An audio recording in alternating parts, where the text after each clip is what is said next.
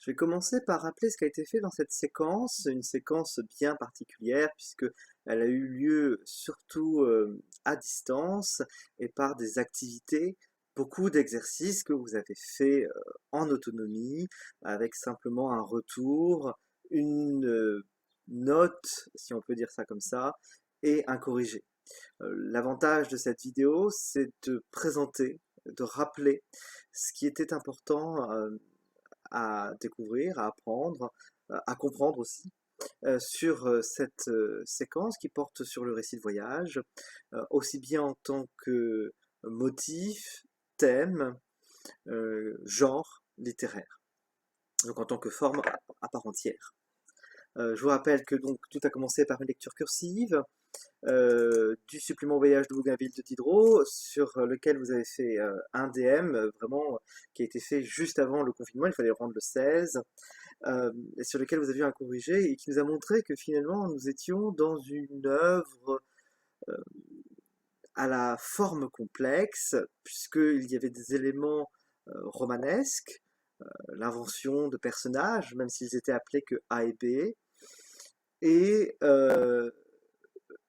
pourtant, les formes romanesques étaient assez peu usitées par Diderot, puisqu'il semblait que c'était un dialogue beaucoup plus que la progression d'un récit, et que ce dialogue prenait ensuite la forme d'une lecture dont on avait en récit enchâssé les lectures d'un soi-disant supplément au voyage de Bougainville, et que finalement le motif du récit de voyage devenait pour Diderot l'enjeu d'une démonstration, d'une réflexion, davantage même que démonstration, sur le motif, le mythe du bon sauvage du XVIIIe siècle, et plus généralement sur le rôle de la nature dans les lois humaines, dans la construction d'une société, et bien sûr la grande question de Diderot, où placer la morale, s'il faut la placer ou non dans ce système historique qui nous voit passer d'un état de nature à un état de culture, ou si la morale en était tout à fait détachée. Ça, c'était ainsi qu'avait commencé notre séquence, puis nous avions regardé un extrait du second discours de Rousseau, dans lequel on avait bien expliqué ce qu'était l'état de nature, l'état de culture, et le passage selon Rousseau, qui est une chute, puisque l'état de culture est l'origine des inégalités, enfin l'idée de propriété individuelle, le premier qui a dit ceci est à moi, hein, qui crée du coup les inégalités parmi les hommes, et qui montre que euh, au fondement l'homme était bon. Et c'est selon ce principe-là que va pouvoir se développer ce mythe du bon sauvage, cette idée que les hommes plus proches de la nature étaient bons, puisque la nature était bonne. D'où le principe que ces hommes que nous avions découverts en Amérique étaient bons, et c'était une façon d'abord de déconstruire le principe de civilisation et donc d'une mission civilisatrice de l'Europe envers ses contrées. On a fait beaucoup aussi de discours critiques sur ce mythe du bon sauvage, notamment en élargissant notre réflexion à des documents iconographiques, et notamment comparer le Peter Pan et le Pocahontas de Disney pour montrer que finalement, d'une part, il y avait le cliché du peau rouge. Pourquoi le peau rouge à la peau rouge, dit la chanson de Peter Pan, contre une vision qui est normalement plus saine de l'Amérindien, à travers le dessin animé Pocahontas, et inspiré d'une histoire vraie. Cependant, l'appel au mythe du bon sauvage dans différentes chansons euh, montrait qu'il y avait un écart avec le fait historique qui était une façon de ne pas euh, faire face à, à ce qui s'est véritablement passé, la domination d'un territoire par un peuple, les exterminations et les formes de domination par les discours et la culture. Au point que le continent américain est presque entièrement chrétien. Hein, la christianisation a bien fonctionné. Hein, c'en est bien la preuve. Donc après cela, nous avons pris du recul et essayé construire du coup un discours plus sain, plus scientifique aussi, en se disant, bon, bah, s'il y a des cultures humaines, est-ce que ça veut dire qu'il y a des natures humaines? Est-ce que les différences entre les cultures sont naturelles, d'origine naturelle? Est-ce qu'elles sont intrinsèques à l'homme ou pas? Et pour ça, on avait commencé avec les textes du XVIe siècle, bien sûr, donc avec Montaigne, et un motif, hein, l'anthropophagie, que certes Montaigne reconnaît comme un geste barbare, mais il dit que ce qui s'est passé pendant les guerres de religion dont il a été témoin en Europe sont tout aussi barbares et prouvent à ses yeux qu'on a tort de hiérarchiser les, euh, les différentes civilisations. Euh, il est jamais allé en Amérique, Montaigne. Il s'est inspiré, hein, de récits de voyage d'hommes qui sont allés en Amérique au XVIe siècle. Le plus célèbre de ces récits de voyage, c'est celui de Jean de Léry, histoire d'un voyage fait en terre du Brésil, qui a eu une grande postérité, a été extrêmement lu, commenté par les hommes restés en Europe. Et donc, Jean de Léry qui cherchait déjà à fuir parce qu'il était protestant, les guerres de religion, et qui cherchait à rendre compte assez honnêtement, sincèrement, et comme les voyageurs, comme Bougainville, rendre compte des saveurs, odeurs, couleurs, donc toutes les espèces, essayer d'écrire les animaux qu'il voyait, les plantes qu'il voyait, mais aussi du coup les traditions et coutumes. C'est ce genre d'ouvrage que Montaigne a lu, même si lui s'intéresse en penseur, en essayiste, hein, les essais, de réfléchir à partir de et son expérience personnelle et ses lectures, essayer de construire petit à petit une connaissance sur l'homme, mais une connaissance modeste, une connaissance, puisqu'elle est puisée dans l'expérience, qui vaut d'abord de manière individuelle avant d'être proposée au lecteur. Euh, ce motif de l'anthropophagie, d'ailleurs un terme intéressant à comparer à cannibalisme. Cannibalisme est un terme connoté moralement. Qui dit cannibale dit mal. On voit des monstres de cinéma. Alors que anthropophagie, c'est le fait de manger des hommes. Anthropophagie, et voilà, c'est un geste rendu neutre par le vocabulaire.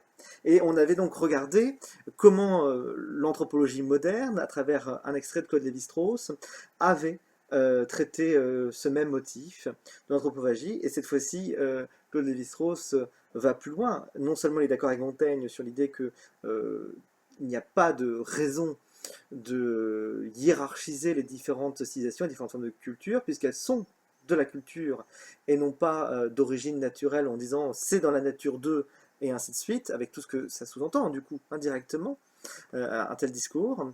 Mais en plus il va plus loin parce que Montaigne était comme choqué par le cannibalisme, alors que chez Lévi-Strauss il y a un travail d'anthropologue pour expliquer ce geste, lui rendre la part culturelle, symbolique, rituelle. Nous avons des rituels en tant que civilisation, en tant que groupe humain, et le rôle de cet acte en tant que rituel permettant la vie sociale, le corps social, littéralement. Donc pour prolonger cette réflexion, je vous avais proposé une lecture. Ça évidemment, vous ne pourrez vous le procurer que quand on pourra être livré ou qu'on pourra accéder à des librairies. Mais la controverse de Valladolid, c'est un immense classique des profs de français parce qu'il est court, parce que c'est un texte contemporain écrit en 92 et qui rend bien compte dans une belle langue. Jean-Claude Carrière, c'est un auteur assez intéressant qui a fait aussi beaucoup de scénarios euh, pour le cinéma. Donc ici c'est une pièce de théâtre qui peut se lire vraiment en imaginant le film qu'il y aurait derrière et rend très accessible ce débat qu'il y a eu au XVIe siècle. Je vous rends compte très rapidement de la chose. Bon, bah, on a besoin de main d'œuvre puisqu'on a besoin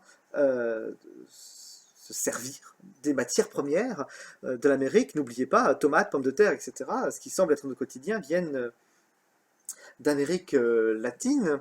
Hein, au Moyen-Âge, on mangeait des navets en Europe et pas de pommes de terre.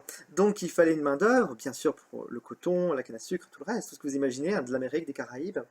Et donc, on a une main-d'œuvre sur place. Et évidemment, avec les missionnaires qui étaient en train de christianiser ces peuples, certains, comme Las Casas, hein, dans cette histoire, qui est une histoire vraie, hein, qui s'est passée véritablement en Espagne avec un débat qui a une influence majeure, c'était de dire ce sont des hommes comme nous, et puisqu'on peut les évangéliser, on peut faire des chrétiens, un bon chrétien, ça ne peut pas être un esclave. Et euh, notre, enfin notre espèce humaine est pleine et entière, nous sommes fils de Dieu, hein, dit clairement la religion chrétienne. Donc il y a eu un immense débat, et le pape a tranché à l'époque en disant que c'était vrai, ces hommes, parce qu'ils avaient une religion, c'était des païens, ils étaient dans le faux, ils étaient dans la mauvaise religion, mais c'était la preuve qu'ils avaient une âme, ils étaient capables de comprendre le sacré. Mais comme on avait besoin de main-d'œuvre, et que les cultures africaines sont des cultures orales qui n'ont pas laissé tout ce que nous ont laissé les cultures amérindiennes, des temples, des textes écrits, et donc des rituels, il semblait ne pas en avoir, parce que c'était des cultures de l'oral. Le pape a dit, ces hommes-là n'ont pas d'âme, donc on va prendre les Noirs d'Afrique et les envoyer en esclaves en Amérique. Et de là est né le commerce triangulaire et la grande migration d'esclaves noirs vers les Caraïbes, l'Amérique et les Amériques en général. Au point que dans l'empire colonial français, certains villages d'Afrique, à l'époque, le nombre d'habitants était marqué par nombre d'âmes et on ne comptait pas les Noirs sur le panneau pour dire combien il y avait d'habitants. On ne comptait que du coup le colon français et pas l'indigène. Donc, c'est dire si cette idée que les Noirs n'ont pas d'âme, pour le dire en discours indirect bien sûr, hein, a eu une influence majeure jusqu'à l'abolition à la limite de l'esclavage, même si dans l'époque coloniale, comme nous allons voir euh, avec les textes de cette semaine numéro 5, aura quand même une influence encore au XXe siècle avec la colonisation. Nous avons ensuite continué notre parcours avec le XVIIIe siècle. Et bon, nous connaissons Rousseau et Diderot.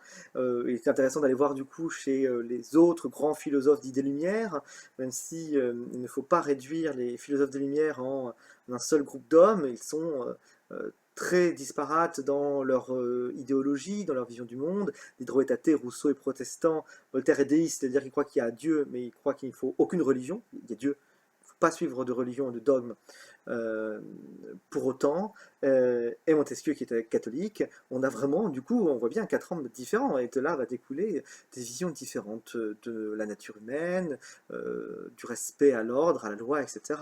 Hein.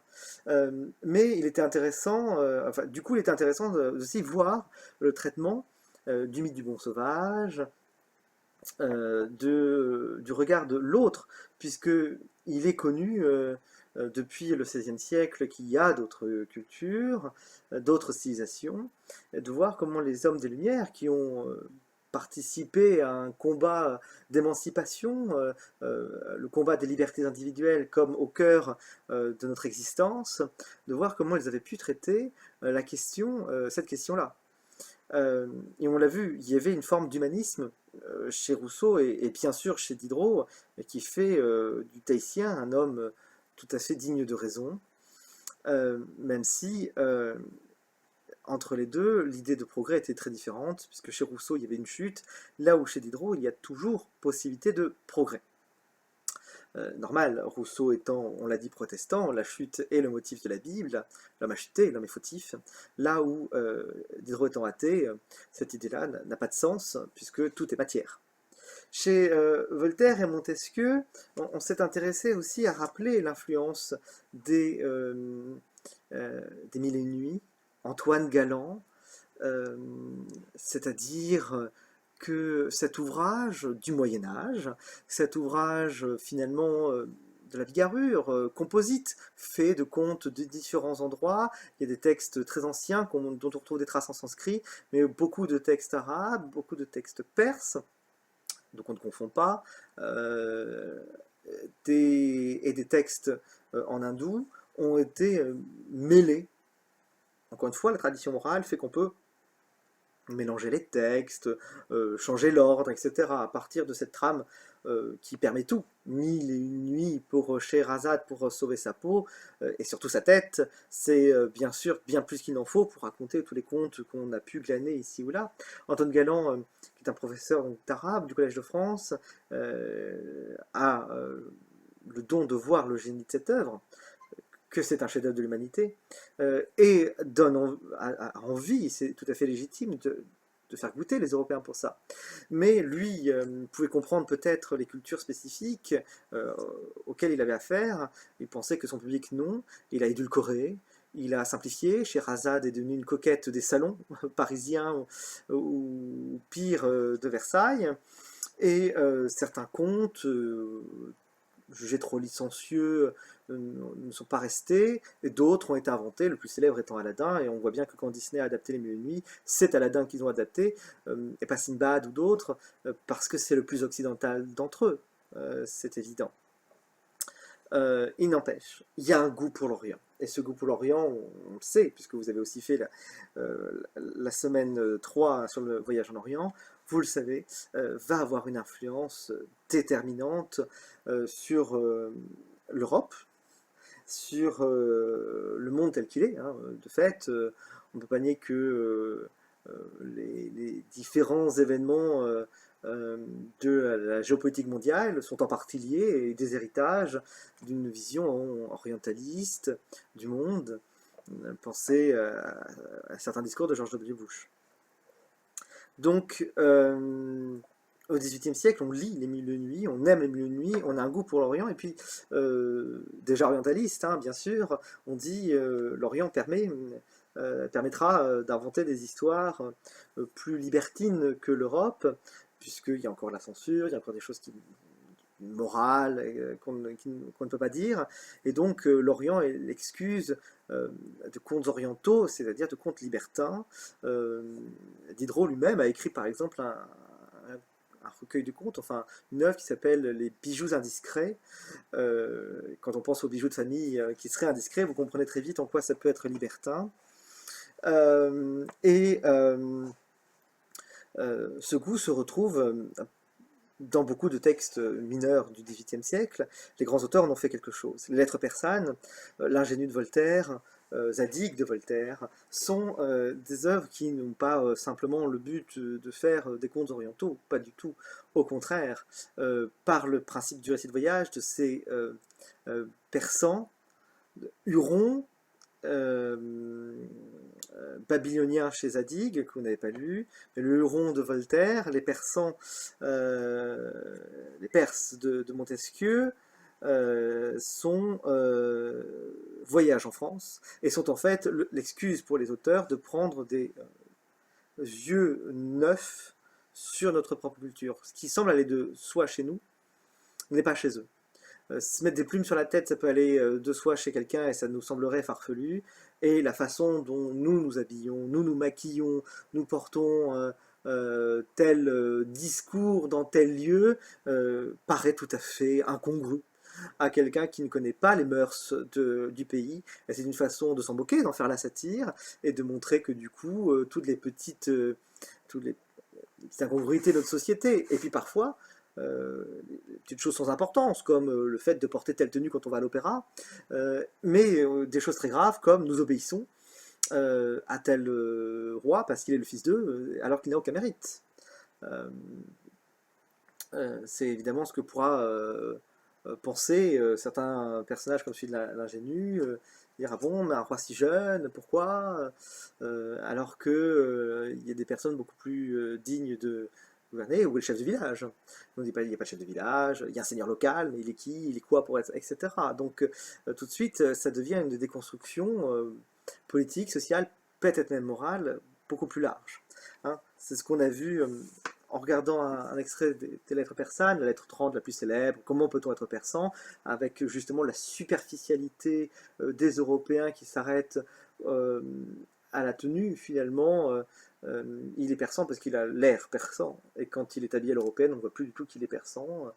Ce goût du regard, de la superficialité, le manque de profondeur d'une culture toute dévouée à l'apparence, au paraître plutôt qu'à l'être. Et dans l'ingénu, on a lu l'extrait du chapitre 11 au début. Regardez déjà cette couverture, enfin, elle est quand même très gênante, quoi. C'est vraiment le mauvais goût de GF, bon, peu importe.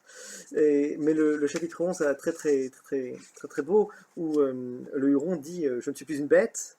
Alors, il dit brute, hein, le terme signifiait animal, bête à l'époque. Hein. Je ne suis plus une brute, je suis un homme. Je suis un homme maintenant. Donc, une réponse cinglante de Voltaire aussi à Rousseau, euh, récusant le principe du bon sauvage. Voltaire, en ça, a été l'ennemi hein, de Rousseau. Tout ceci serait très bien, si ce n'est que le goût de l'Orient continue au XIXe siècle. Rien que des exemples. Donc nous, on s'est intéressé à un extrait du Voyage en Orient de Nerval. Ce sont des ouvrages massifs hein, d'auteurs qui, cette fois-ci, y sont allés. Hein.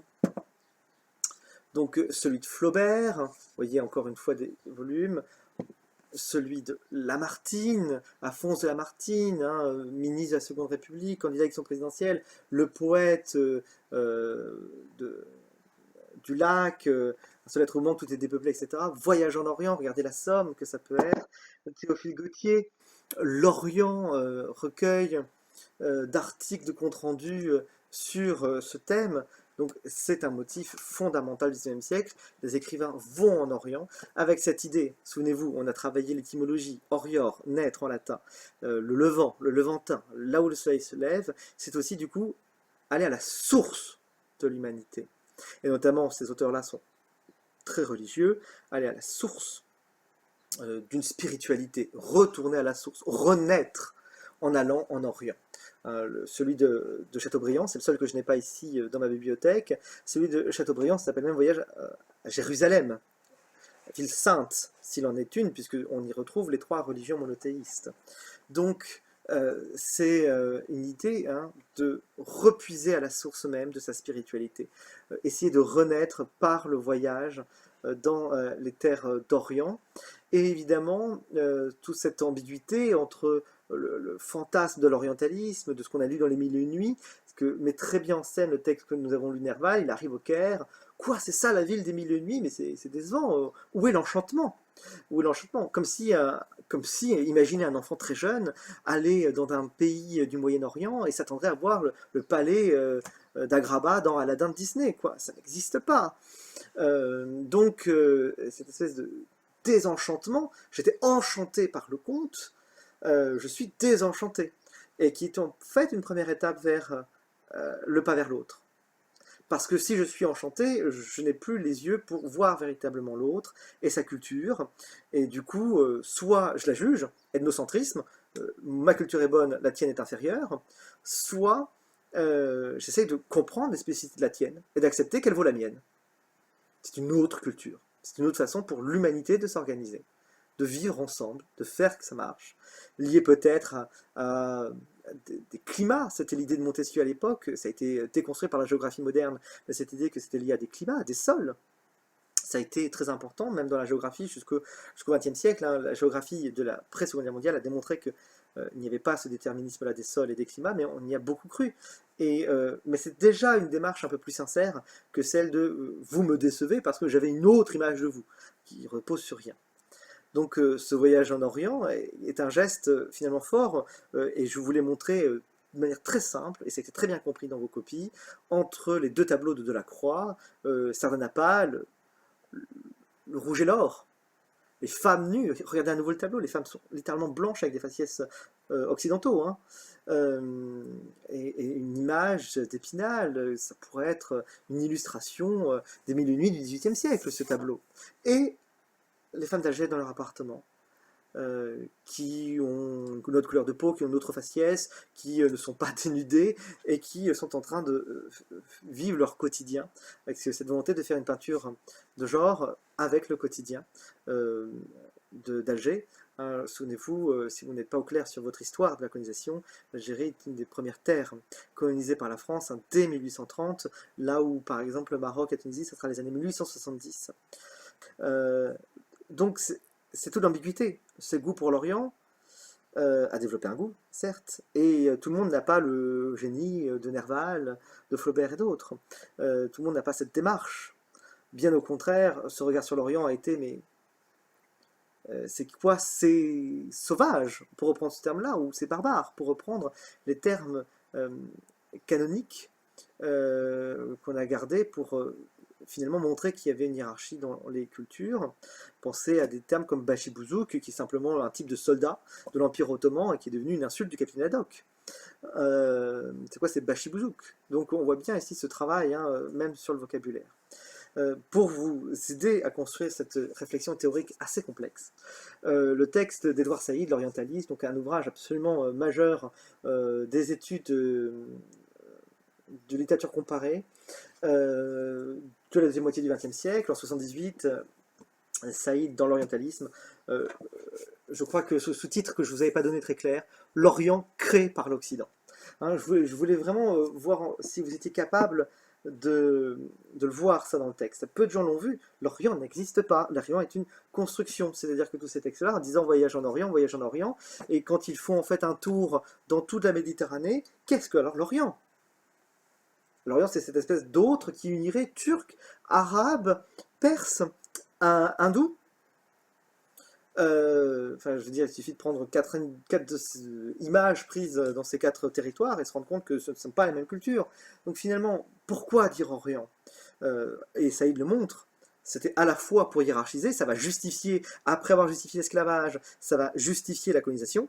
Nous devons apporter la civilisation. Texte de Ferry à l'Assemblée nationale en 85, que vous avez expliqué.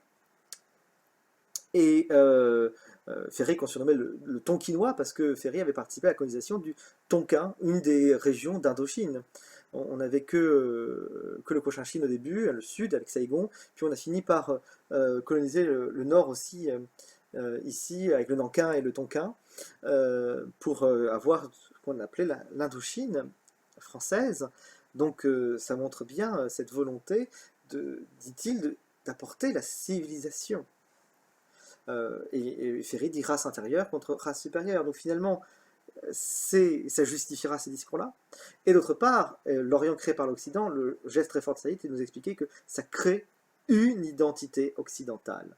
Ça crée le principe même que s'il y a un eux, donc il y a un nous.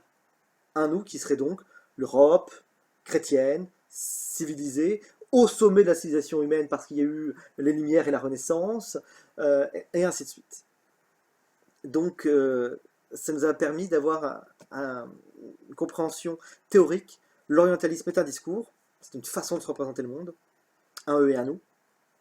Et l'Orient est donc, puisque ce n'est qu'un objet de discours, n'existe pas.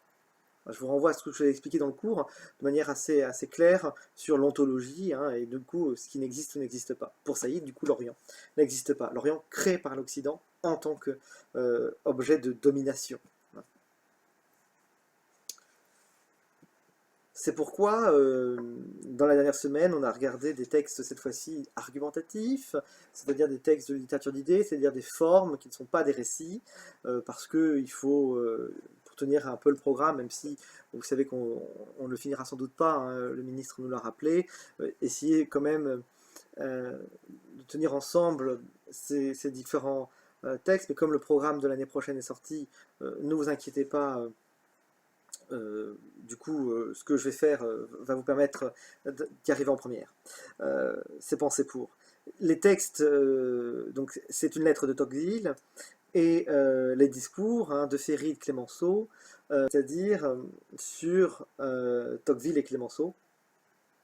Et donc ici, montrer comment prenait l'argumentation. C'était le prolongement de ce qu'on avait dit jusqu'auparavant, mais avec des textes peut-être plus faciles d'accès, mais qui ne sont pas du coup des récits et des formes de récits un peu complexes, mais des textes qu'on a traditionnellement l'habitude d'appeler d'argumentation, mais le terme est une aberration, mais passons, qui sont des textes à thèse.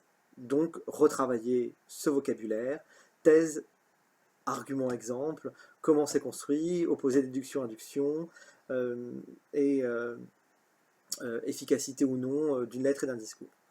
Donc on va reprendre donc une semaine un peu plus facile, et on va reprendre avec deux récits de voyage, c'est là-dessus que porte notre séquence, Conrad, Céline. Donc, deuxième moment de cette leçon sur Conrad, puisque Céline, vous le ferez par vous-même sur la forme ancienne de questions sur un texte. Mais pour Conrad, ce sera entièrement un cours à écouter avec seulement quelques questions dessus pour vérifier que vous avez fait le travail.